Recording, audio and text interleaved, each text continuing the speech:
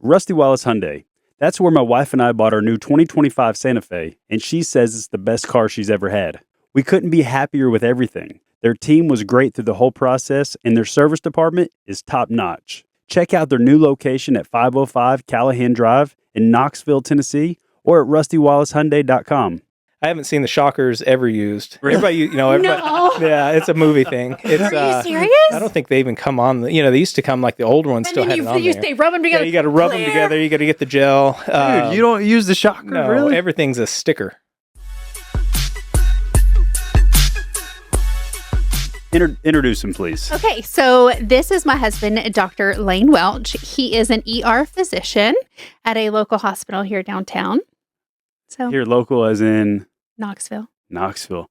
Hey, Lane, I'm super glad you're here, man. I've got this spot that's kind of popped up on my arm. I was hoping you could get a look You at just it. see a doctor Dude, do you get that all the time? all the time, every day. I think it's probably worse from our parents.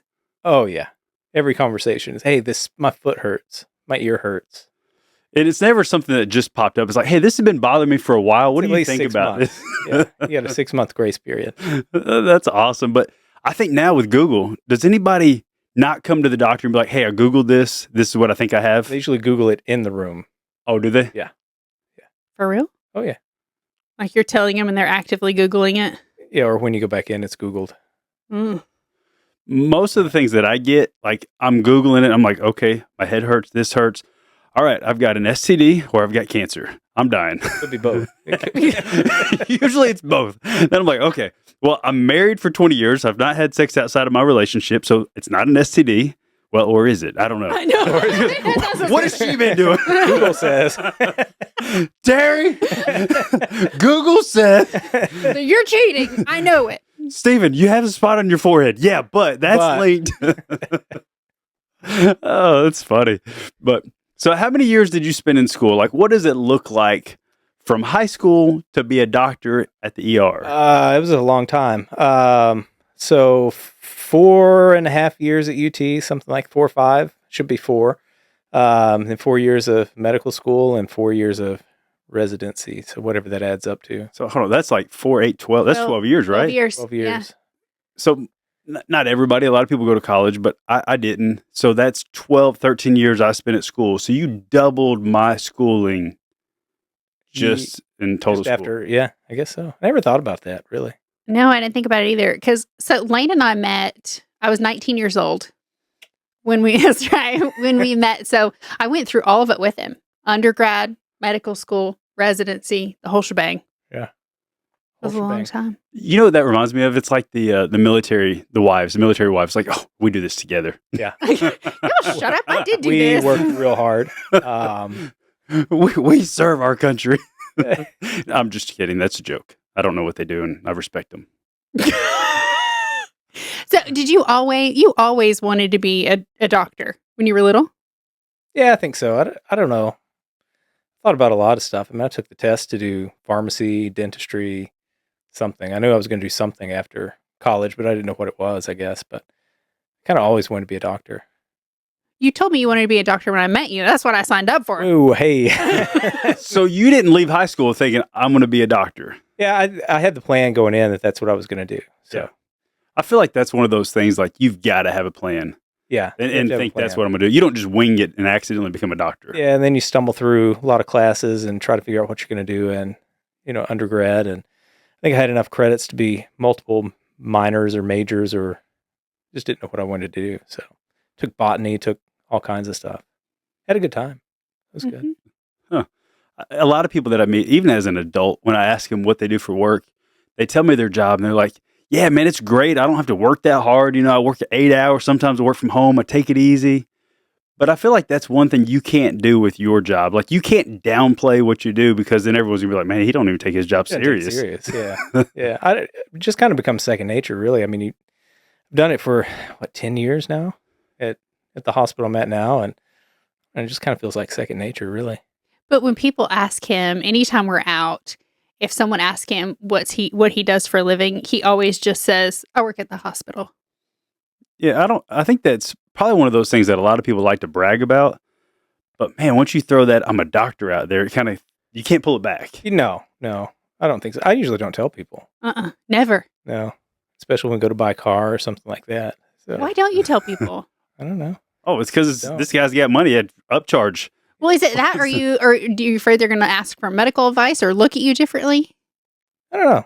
I just hadn't really thought of it. I think it's the upcharge. Like A lot of it's the upcharge. I'm gonna be honest with you. If I can save a couple bucks here or there. When we went to buy a car, I guess when we lived up in Michigan, before we even got in there, he's like, "You better not say a word about me being a doctor when we go in here. Don't say a thing." No, the guy asked, the salesman asked, and I cut her off immediately. I said, "I'm a grad student at Michigan State." Of course, yeah. It turned out that I worked with his daughter, who's a nurse in the ER, so she ratted me out. Well, if you don't say like, "Look, man, I can barely get by. We've got to get this as low as we can to get out the door." Yeah. Where are we at? Yeah. He's a doctor. It doesn't really matter. Just upcharge. Just a number. Have you seen the upcharge guy on TikTok? No. Oh, yeah. Oh, I had to walk over here. That's an upcharge. I had to park down the street. That's an upcharge. Everything's an upcharge. That's like that Seinfeld episode where they go to sell the car and he's like, "Finder's fee. Got to charge you for that." He's like, "I found it on the lot." So somebody had to find it. Somebody found it. All right. So what's a normal day in an emergency room look like? And wait, you know what? This is a podcast. I'm quotationing the normal because there is no normal day in an emergency room. Yeah. Right? No, you have random normal days that those are the days that kind of just everything works well. You know, you have enough staff, you have enough, everything, patient flow. It's all about the patient flow and how you structure your day based off of like arrival of patients. So we schedule, our physician shifts based off arrival of patients during the day. And depending on kind of if the normal kind of flows, then you get a normal-ish kind of day. So you have manageable flow, manageable expectations, but then you have other days where just anything can happen. And that's kind of that was when I first started, that was like the nerve-wracking, like stomach started hurting on the way to work, just trying to figure out how the day was going to go, and then you kind of just get prepared for it.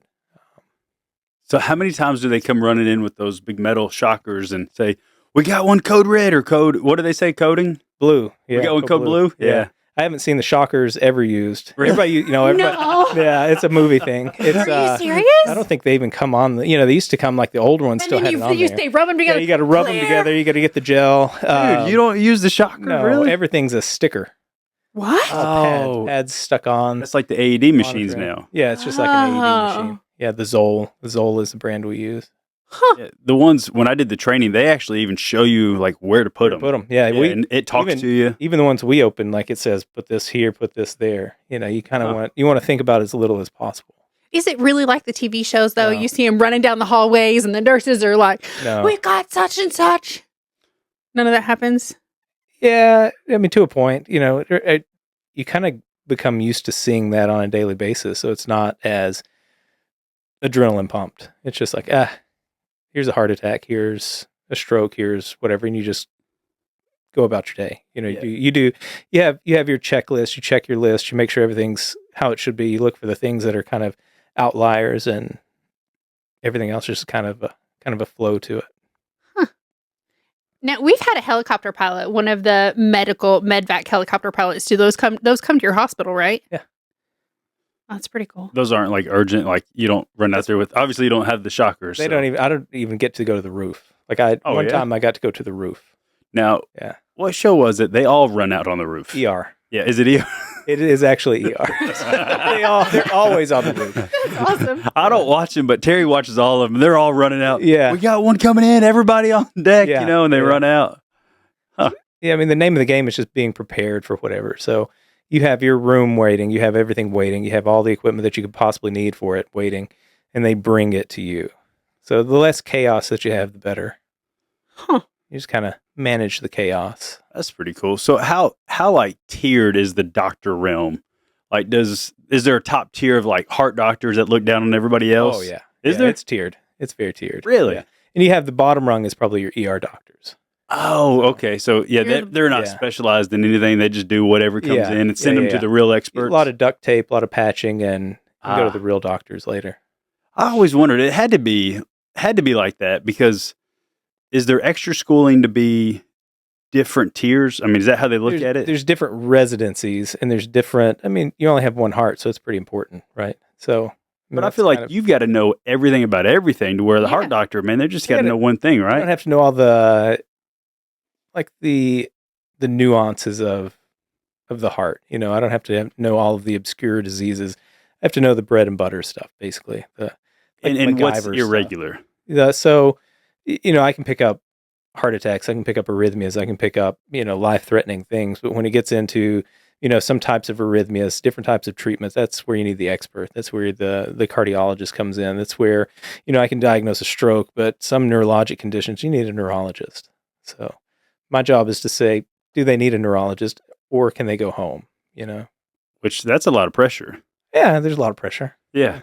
Did you miss something, then you've missed it. You've failed to send them to somebody that specializes in that, that's got to be a lot of pressure. A lot of pressure. A lot of decisions. So, yeah, I've went in for mainly like broken bones and little things, and they'll X-ray it, and then they send it in. The doctor comes in and says, "Yep, it's broken. You need to go see orthopedic." Yeah, and I'm like, man, that sucks. Like I should have just waited. Yeah, could have waited. Could have put it in a splint. But now I say that there's also been an ER doctor that reset a bone. I guess it wasn't a compound fracture, but it was. Yeah, it was completely broken, but it hadn't broke the skin. I don't want anatomic alignment as much as you can get, so a fracture will heal, or it sets it up for, you know, an easier recovery and surgery later. Yeah, well, man, those guys in the ER, they did awesome. They're just like, all right, this is gonna hurt for a minute. Just count to 3, and I said 1, 2, boom, and he did it. Yeah, way before I got to 3, and I was just like, yeah, wow, so it's done. Yeah. Yeah. Everybody has stuff that they like to do. A dislocated finger is probably as good as it gets in my book. I mean, it's an easy fix. You feel better after. Low risk. That's about as good as it gets. Ankles, any reduction, like fracture reductions. You like putting stuff back in place? Yeah. You do hips and everything, don't you? Yeah.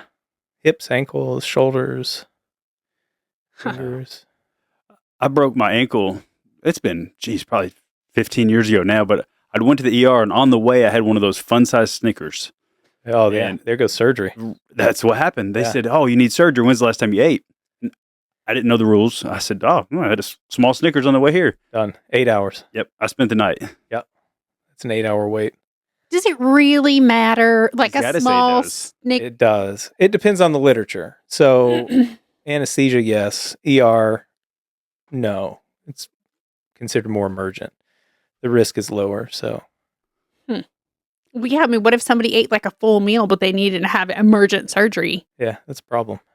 They would not get the surgery if they had to go to the operating room, yeah. But there's got to be a risk to reward there somewhere, right? Everything we do is a risk benefit. So, okay. You know, sedation procedures, there's a risk. Putting a finger back in, there's a risk of nerve injury, there's a risk of vascular injury, risk of fracture, you know, all kinds of things. But the benefit is it's better. It's in anatomical alignment, and, you know, they don't have to have surgery, and they don't have a wonky finger. I have one of those. Yeah. I got my finger slammed. Look at it. It's so terrible. That was sort of fixed. Well, there was nothing we could do. Like, it got slammed in a door by our dog, and like it was. Is that the one we sewed up here, or is that the other one? No, that was a different finger you sewed up here. This one, there was nothing to sew. It just. So a door slammed it? It got slammed in a door, yeah, and like.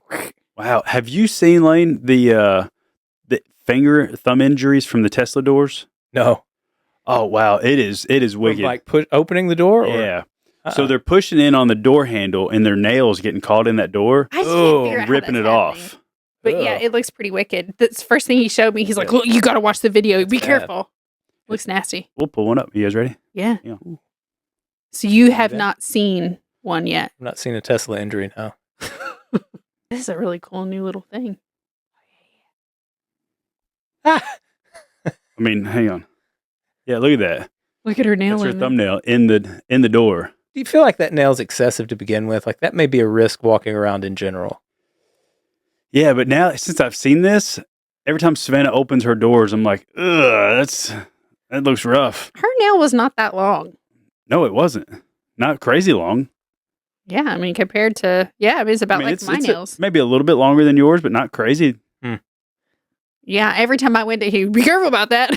Yeah, it bothers me now. I'm surprised you hadn't seen any in the ER yet. I'm trying to think how you'd even get your nail caught in there. That's what I can't figure out. So I mean, you push it in, then you grab the handle, right? Yeah, maybe it slipped and their finger missed the handle. Or maybe they didn't have their phone app ready, and then Ooh, maybe. And it doesn't actually open. You have to pull your finger back out. Oh. Huh. All right, Lane. So some of the doctors may not be the fittest doctors in the world. Terry, my wife, she went to a doctor and she might have been a few pounds heavier than what they recommend. And this doctor is scolding her. She came home and she was terribly mad. She's like, this doctor's 300 pounds telling me I need to lose weight and I'm not eating right. I was like, I don't even know how someone can feel good about saying that. But so with that being said, we started the carnivore diet. We've done it a couple different times, but I don't know how doctors look at it. I know what mine said, and my blood work came back and it was awesome after doing 90 days. My blood pressure went down. My cholesterol went up and down with like the good and bad, however that works. Mm-hmm. What else was it? Everything was great. It was amazing. It was kind of odd, but yeah, because it's just meat. It's a lot of bacon, right? Right, but you would think your cholesterol would like skyrocket. You would think. So, that's, I guess the question is, what is it in the diet that's making cholesterol skyrocket? Is it the processed stuff? Because you're eliminating processed, you're eliminating sugar, you're eliminating kind of the bad stuff that, I don't know, that may be there, but that's the only thing I can think of. Yeah, I don't know. Then triglycerides. My triglycerides like plummeted down to next to nothing. Because you're eliminating all the stuff you're always told to eat. I mean, your vegetables, your green leafy vegetables, your fiber, your, the whole pyramid is out.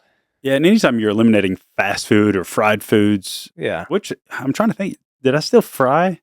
I still fried some stuff, but not in oil, so I guess that's different. Yeah, more air fried, I guess. But I would think that your body would need those greens and vegetables and things like that to kind of help balance things out, but I guess not. Yeah, no. So I took a lot of multivitamins, magnesium. You're not supposed to take any supplements to do the actual carnivore diet, but I took a lot of supplements to go along with it. D3, fish oil. Those are all good ones. So I'm the supplement queen. I don't know. The 8 days I didn't crap for 8 days, so I had to stop because of that. Dude, I felt fine. I felt better. It was wild. So after the first 2 weeks, your stomach kind of settles out. But the weirdest thing, I didn't fart at all. Like it was like everything that went in was like just like processed perfectly and taken out. Yeah, I remember laying in bed one night thinking, if I don't take a good number 2, I'm not going to be able to move tomorrow. I'm looking down, my stomach's all bloated. It was horrible living with bad. Then I cut some trees and went biking and was so tired that I just ate an entire pizza. The only reason I ate just a pizza is because that's all I ordered was one pizza. If I'd had 2, I would have eaten 2. Oh man, pizza's my go-to too. It's got all those salts and sodium and it carbs, still blows my mind. And that was one of the things he told me. He's like, I did not fart. I don't fart anymore. Yeah. It's almost like what at the landfills, when they bury all that stuff, all that methane comes off. Like it's things that aren't processed right. They have to burn it off. And I guess that's kind of what a fart is, right? Candle, right? Yeah. Is that what a fart is? I guess, yeah, it's gas. Yeah. So, but if everything that's going down is processed correctly, you wouldn't have any gas, right? I don't know the answer. What is a fart? I don't know. Let's look it up. Hang on. That's something they teach in medical school, It's not like you get fart 101. Well, and I've been seeing things that farting lowers your blood pressure. I have to take blood pressure medicine. I don't have a problem farting. Farts are made up of gases like oxygen, nitrogen, carbon dioxide, hydrogen, and methane, some of which are swallowed air and some of which are produced by bacteria in the gut during digestion. So if you take away that...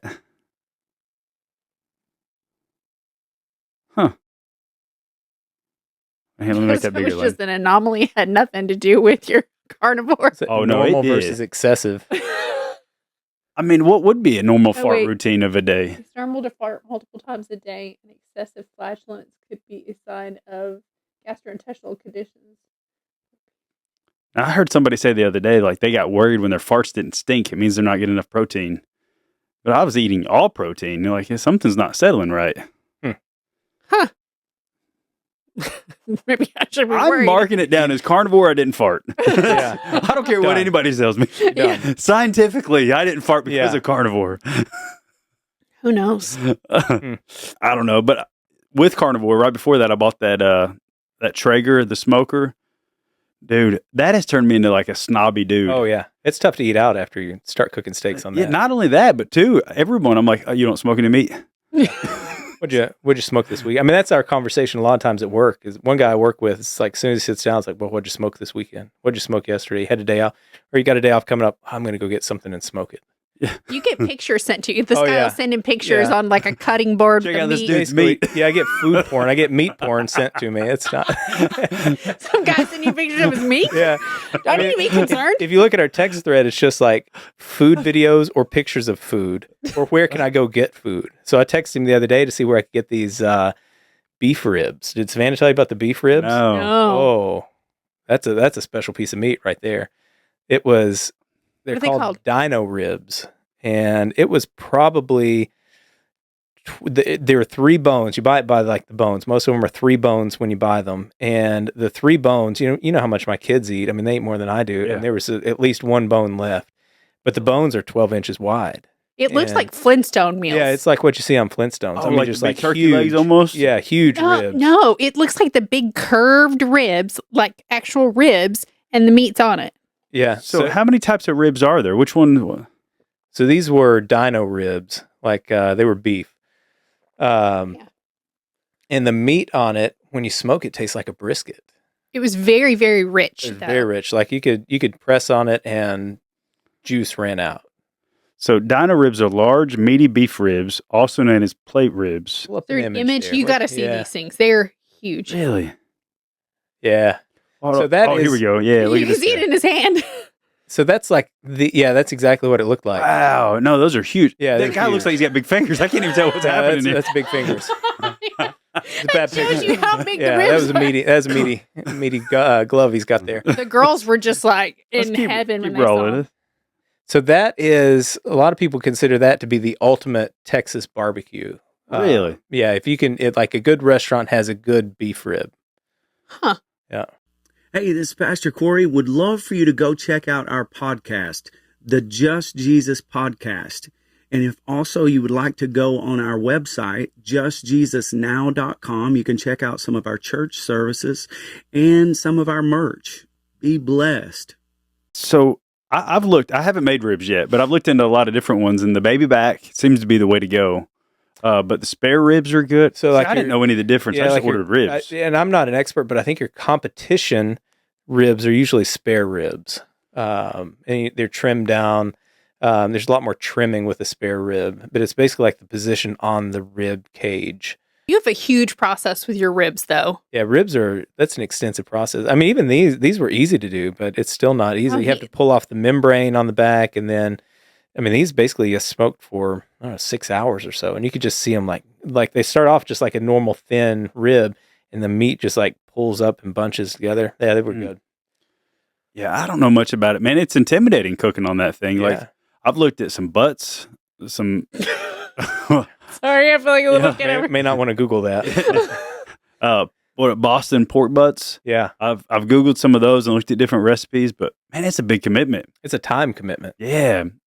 And you got to make sure your temperature is fine. Then, I mean, you get on all the nuances. If you got to have, the right thermometer, if you're really going to do it, you got to have the temperature probes. You got to have the Good right. spritzer bottle. You got to have a spritzer I just got bottle. lost on the butcher paper. Like what kind of butcher paper to order? I You went gotta through have like peach butcher paper.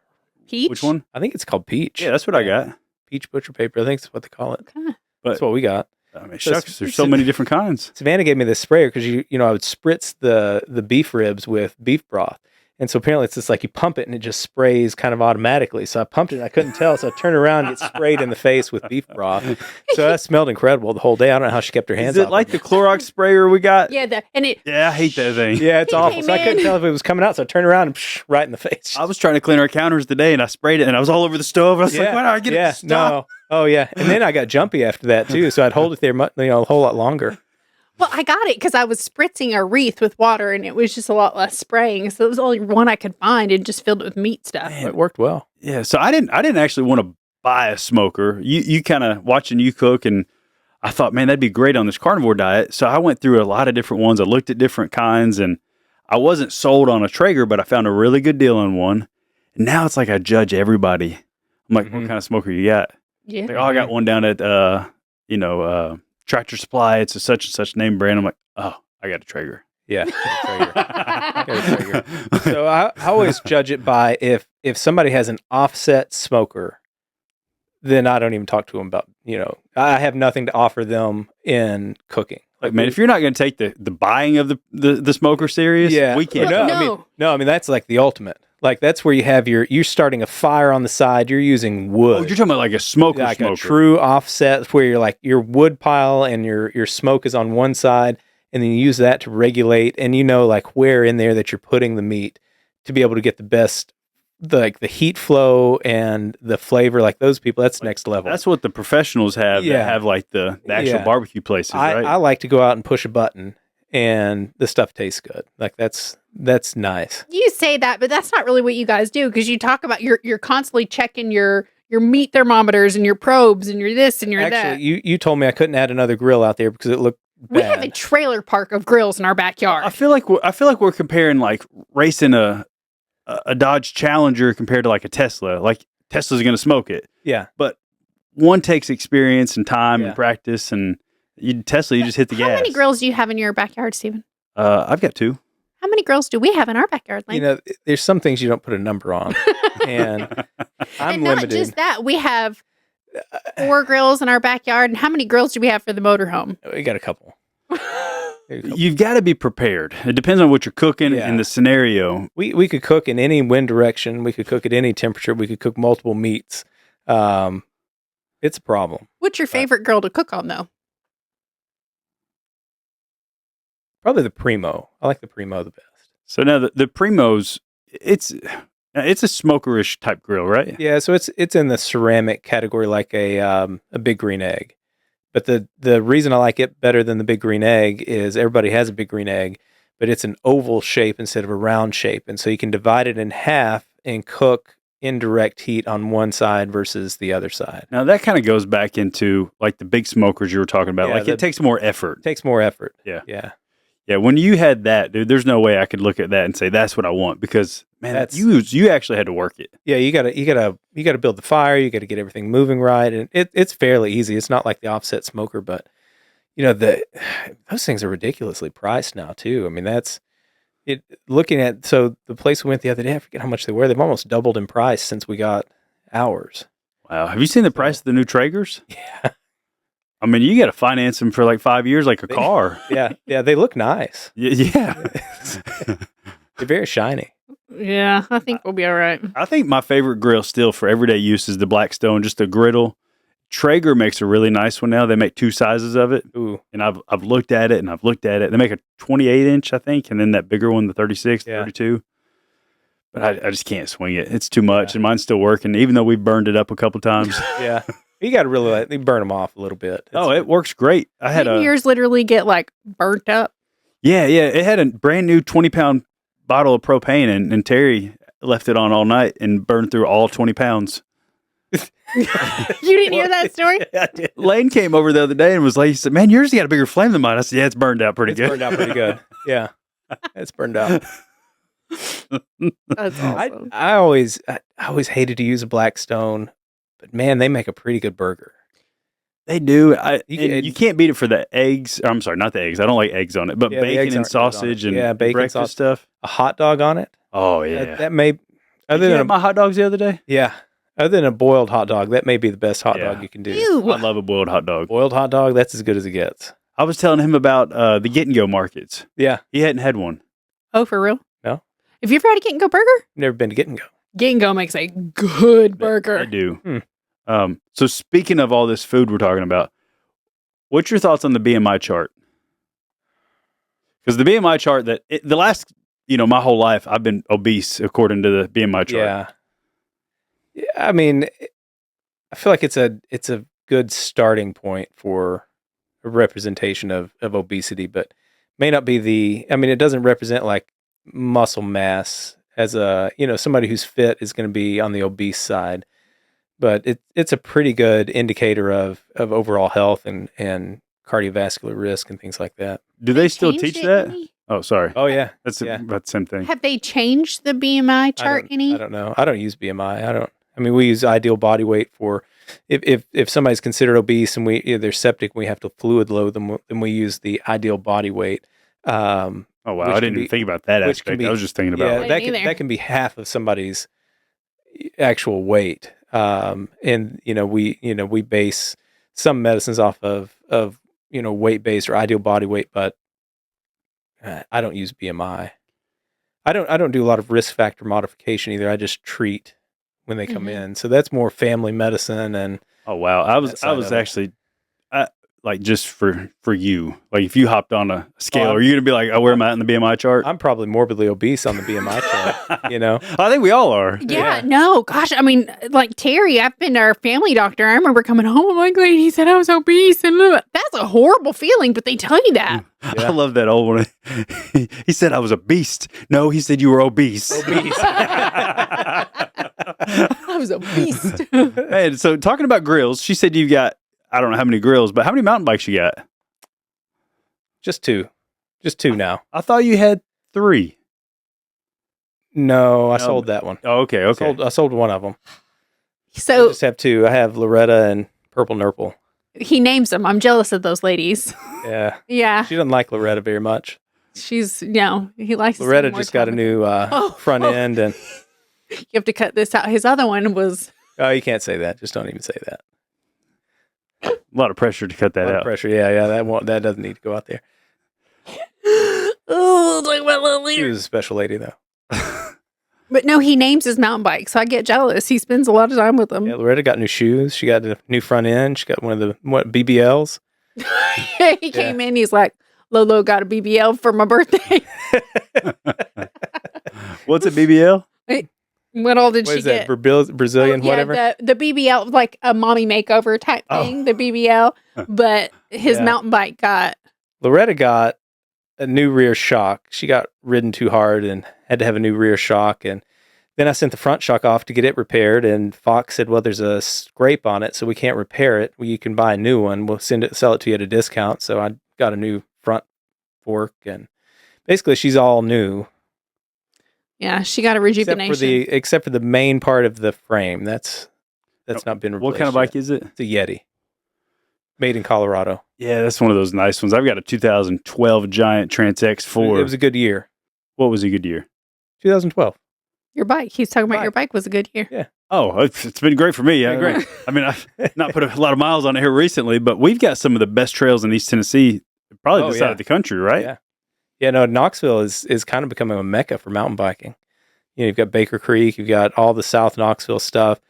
Then you've got Aspire. Aspire is great place to ride. All the trails kind of feel like you're isolated, and every trail was made by somebody different. And it's like they were all competing to see who could do a better trail. Oh, I didn't know that. Yeah. I think they've got 19 or 20 trails. And it's they all brought different. in big companies or what? Yeah, it's all different trail builders. So the CVTA, the Clinch Valley Trail Association, built one of them. That's who manages Haw Ridge. So you've got Haw Ridge, which is kind of one of the original areas. Don't they call it the Dirt Lab now? There is a dirt lab there, but Haw Ridge is still Haw Ridge. You got to keep Haw raw. And then V Hollow is in Townsend. V Hollow is probably, I'd say, some of the best mountain biking in the Southeast. I mean, it's intense. I've ridden the green trails there. I've ridden the blue trails there, and I rode a black trail on accident, and I don't know that I'll go back on one again. Really? Yeah. It was intense. Was it just like steep or what? Yeah, steep, and the curves, like you have these big berms, and there was a jump in the middle of one of the berms, and I walked some of it. I love downhill, but I don't want like crazy big jumps. But I love the insane. downhills. Yeah. This is like I hit both the front brake and the back brake and was still going too fast. Have you been over on Haw Ridge and done Washing Machine? Mm-hmm. Yeah, like, that's my favorite. So they're getting a lot of money, and they're redoing a lot of the trails there. They redid the trail, the perimeter trail. They've redone Washing Machine. They've got a few jump trails over there, and it's really, I need to get over there. Yeah, they're really doing some good stuff. Huh. Yeah. DIY home repair. Oh, dude, like as a homeowner, even if you're not handy, if you didn't grow up handy, like you've got to become handy. Yeah, you do. I feel like I've become a master brick mason just because of our driveway and our sidewalk.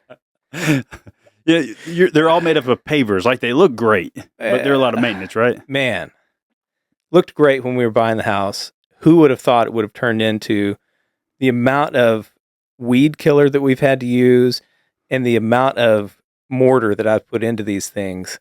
our big stairway that comes up the front and then the curved staircase. How many times do you think that you've repaved those? I couldn't tell you.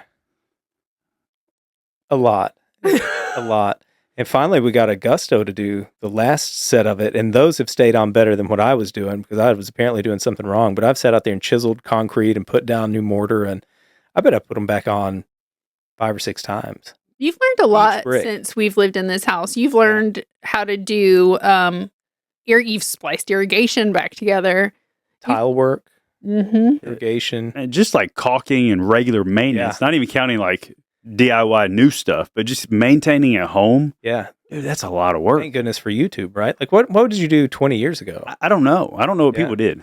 Well, we had a house. I think they just jerry rig everything together and hope for the best. Yeah, I can see that. Or they know somebody that might know something. Yeah. And they call them, but And it's man, tough to it's get a lot. It's tough to get anybody to come in and do anything around the house. Anything Small jobs like that, yeah. Anything that you trust to get finished. So, Yeah. It's been impressive, the stuff you've learned and done here. Yeah, I'm really hoping that you take off lawn care again because we moved in and I've always been a guy that says, I don't care if I have grass as long as it's green and it's not mud. I don't care what it is, but I'm trying to maintain our grass.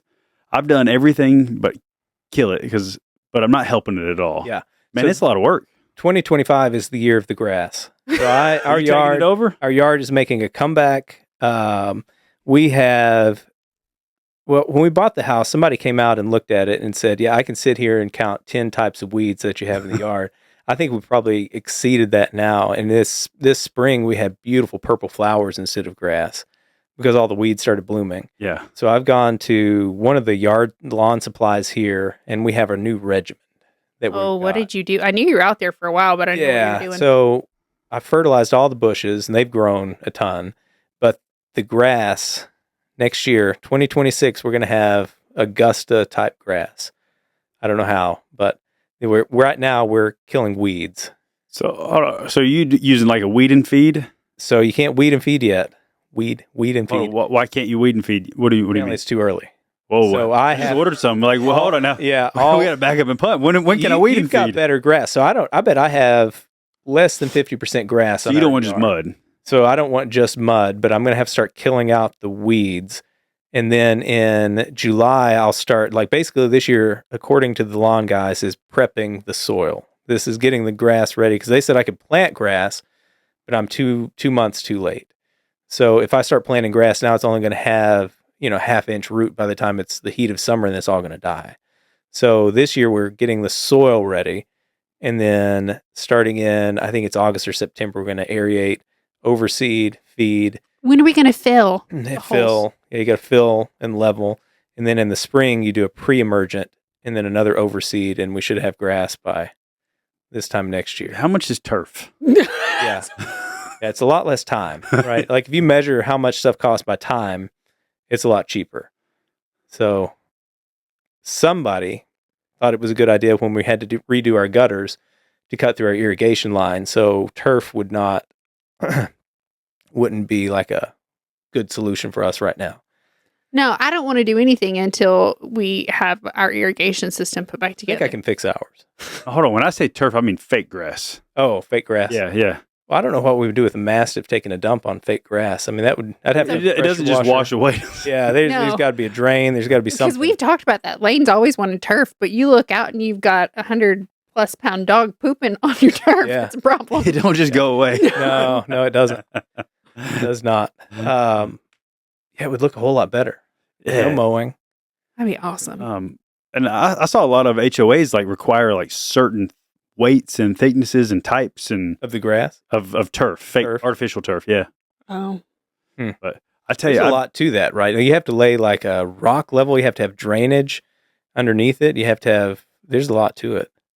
I know just enough to know that I know nothing about it, but it's a lot more complicated than I know. Yeah, it's not just, I don't think, putting a sheet down and, because you'd have to layer I think, put down like a layer of rock so there's area for the rain to get through. Otherwise, it's going to flood, right? Yeah, and flood everyone that's around you. Yeah. They're fine. It's good for their Worry yard. about yourself. Yeah, let their yards get watered. Yeah. All right, awesome. This has been good. Lane, thanks for coming on. It's been a blast. Yeah, thanks Savannah, for thanks hanging for with your us. help. It's awesome.